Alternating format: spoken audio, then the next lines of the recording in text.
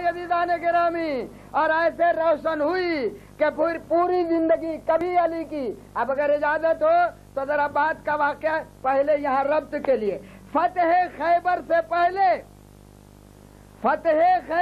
पहले नबी का दानू था, अली का सर था। फतेह खैबर से पहले नबी का दानू, अली का सर। फतेह खैबर के बाद जरा सा आगे बढ़ के अली का दानू था, नबी का सर था। समझ गए वाक़या कहाँ ले गया आपके ज़हन को?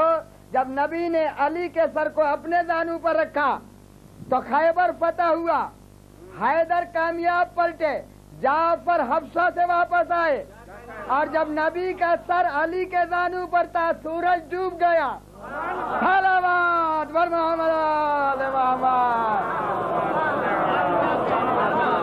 अजब अंदाज है। तो आई है बात, फिर एक और इजाजत लेके गुफ्तगू करूं। कुरान के जो लोग लिखने वाले तफसीर के हैं तो वह शम्स वज़ुहाहा वल क़मर इज़ा तलाहा के तफसीर में लिखा गया कि शम्स से मुराद रसूलुल्लाह है और कमर से मुराद वलीउल्लाह अली इब्न अबी तालिब है, यानी चाँद अली है, सूरज नबी है। तवज्जो का तालिब हूँ। मेरे ऐसे कम इल्म की अक्ल का तकाजा, कम इल्मी का तकाजा ये है कि मौजज़ा चाँद का अली दिखाते। मौजज़ा क्योंकि कमर अली को कहा गया तो मौजज़ा चाँद का अली दिखाते, और मौजज़ा सूरज का नबी दिखाते क्योंकि सूरज नबी से मंसूब और कमर अली से मंसूब। लफ्ज़ पर तवज्जो दे रहे। मगर नहीं हुआ ऐसा कि चाँद का मौजज़ा नबी ने दिखाया, चाँद का मौजज़ा नबी ने दिखाया, सूरज का मौजज़ा अली ने दिखाया। या रसूलल्लाह, इसमें क्या मसला आता है? कहा यही रसूल और जानिशूने रसूल का मसला है कि हम दोनों में ये इत्तेहाद है, तुम्हारी चीज मेरी, मेरी चीज तुम्हारी। नहीं गौर क्या दीदार गिरामी, मेरी चीज तुम्हारी, तुम्हारी चीज मेरी।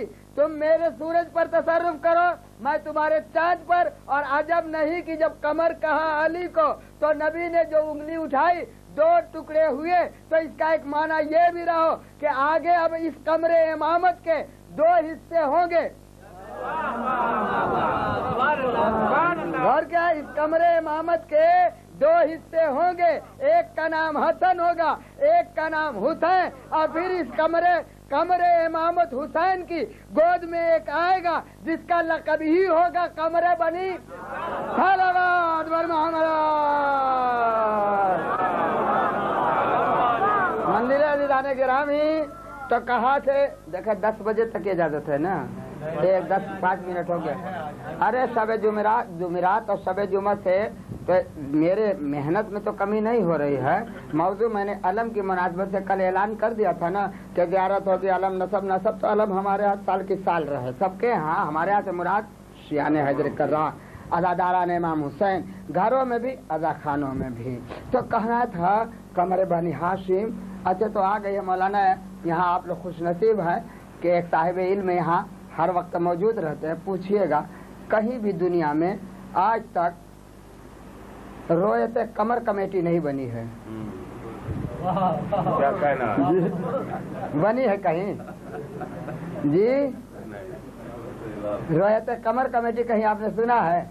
नहीं। रोयत हिलाल कमेटी क्या मतलब है कि चाँद 29 या 30 को दिखाई दे वो भी चाँद है, और 4-5 को दे वो भी चाँद है, और 8-10 को वो भी चाँद है, और 14-15 वो भी चाँद है। लेकिन जिस दिन देखा जाए 29 या 30 को, उस दिन उसे सिर्फ हिलाल कहा जाता है, कमर नहीं कहा जाता। इसलिए रोयत कमर कमेटी कहीं नहीं बनी, रोयत हिलाल कमेटी बनी।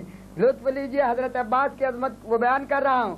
क्या कहा कि रोयत हिलाल कमेटी यानी 29 को चाँद देखा जाए तो हिलाल है, 30 को देखा जाए तो हिलाल है, जब बड़ा हो जाता है तब कमर कहा जाता है। तो इसका मतलब ये हुआ कि उम्मुल बनीन के मतले से, फलक से, आसमान से अली का जो चाँद जलवागर हुआ, तो ये हर महीना निकलने वाले चाँद की तरह हिलाल नहीं था।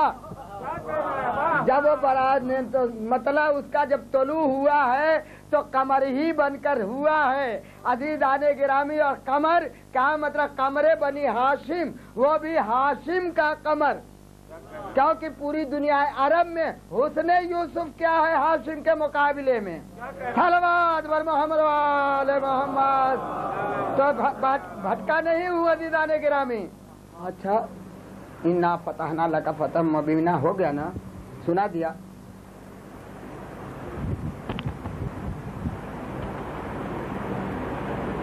نہیں سمجھے؟ کچھ لوگ ہیں نیچے سے بیٹھے.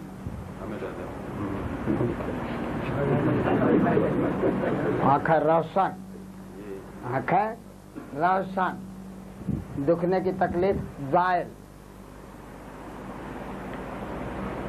ید اللہ میں رایت اللہ، نہیں سمجھے؟ رایت کے معنی علم.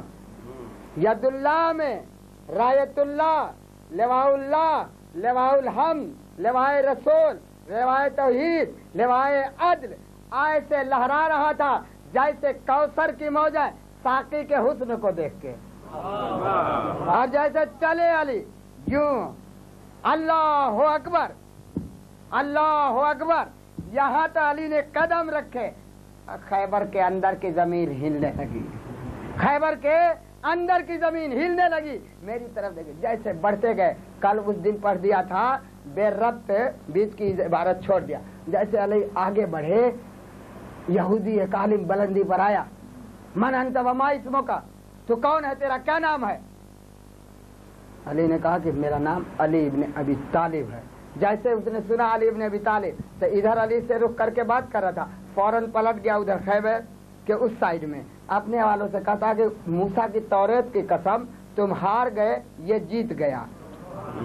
میں نے یہاں سے کھڑے کھڑے آواز دی، اے یہودی عالم کیسے تو نے کہا کہ تم ہار گئے اور یہ آنے والا اکیلا جیت گیا؟ کہا کہ میرے پرانی توریت میں پڑھا ہے کہ خیبر کے فاتح کا نام ہوگا علی، اس کے باپ کا نام ہوگا ابو طالب، اس لیے اس نے اپنا نام بتایا علی. اب پرسوں میں نے آپ سے جب جنگ خیبر پڑھا تھا جس دن تھوڑا سا حصہ تو کہا تھا کہ مرحب کے مقابلے میں علی نے کہا کہ انا الذی سمتنی امی حیدرا. اور یہ یہودی عالم پوچھ رہا ہے کہ کون تو ہے، تیرا نام کیا ہے؟ تو کہتے ہیں کہ میرا نام علی ہے. اب کتابوں کو دیکھیے، حکم پروردگار سے ابو طالب نے اپنے بیٹے کا نام علی رکھا تھا اور ان کی مادر گرامی نے اپنے بیٹے کا نام حیدر رکھا تھا. علی نے ایک ہی میدان میں اپنا دو نام بتا کر دنیا والوں کو آواز دی ہے کہ اچھا بیٹا وہی ہے جو ہر فضیلت کے موقع پر ماں باپ دونوں کو مد نظر صلوات بر محمد علی محمد.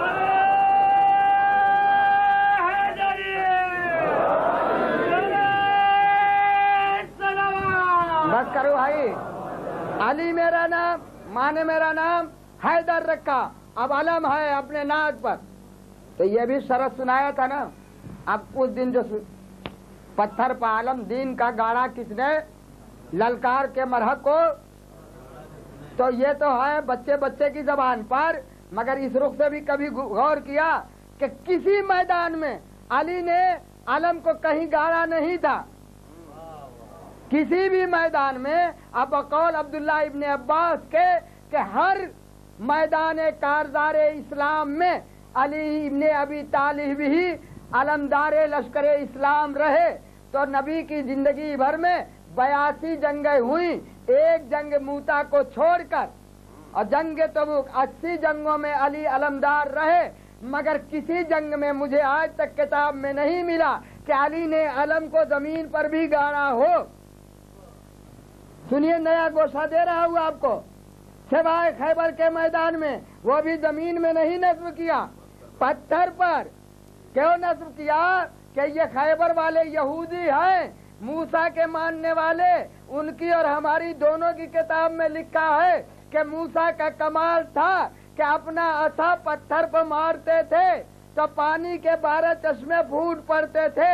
تو علی نے کہا کہ دیکھو پتھر پر عصا کو مار کے پانی کا چشمہ جاری کرنا اور ہے، یہ بتاؤ کبھی تمہارے موسیٰ کا عصا کسی پتھر پر گڑا بھی تھا؟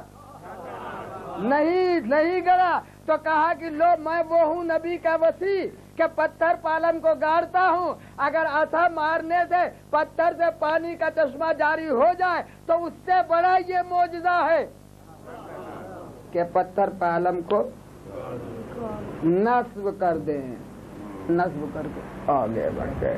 اب یہ بتائے دنیا کے لفظ سنیے گا، اگر کسی کو ناگوار یہ لفظ ہو تو مجھے لوٹا دے گا، واپس کر دے گا۔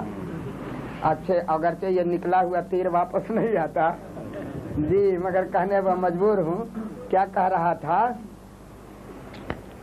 کہ جب علی نے علم کو پتھر پر نصب کر دیا تو کاغذ کے فتووں سے یہ علم ہل سکتا ہے؟ سمجھدار کے لیے جملہ حوالے کیا ہے۔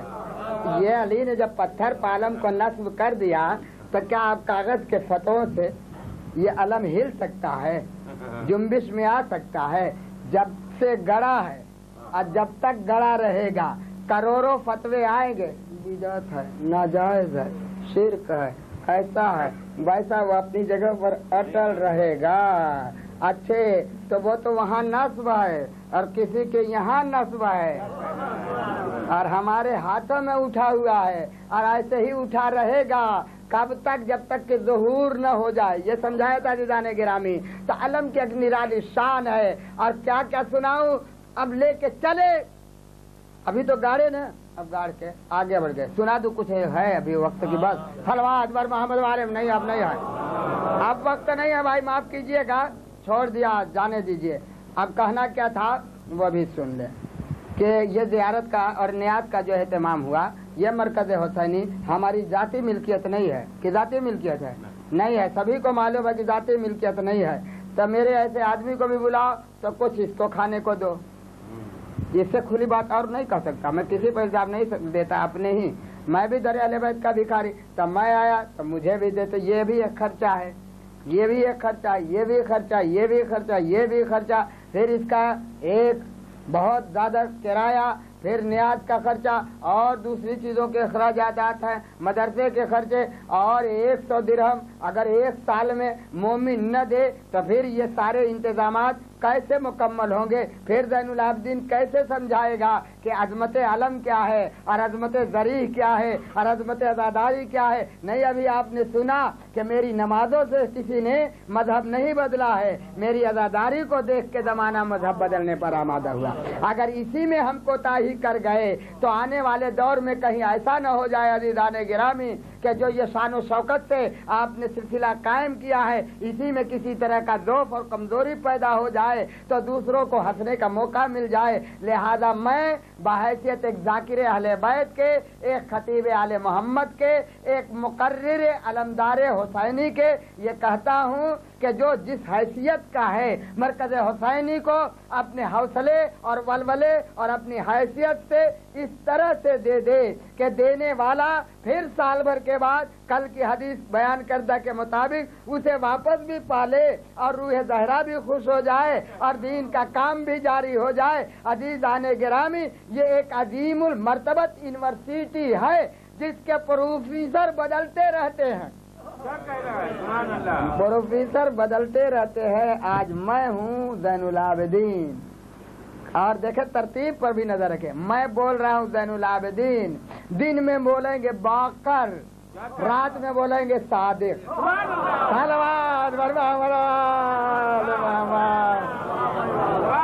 درود محمد والے محمد بھائی۔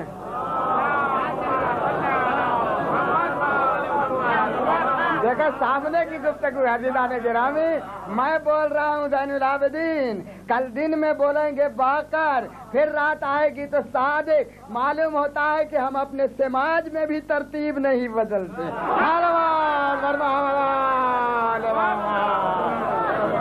ایک بلند آواز سے درود پڑھ دیں آپ حضرات۔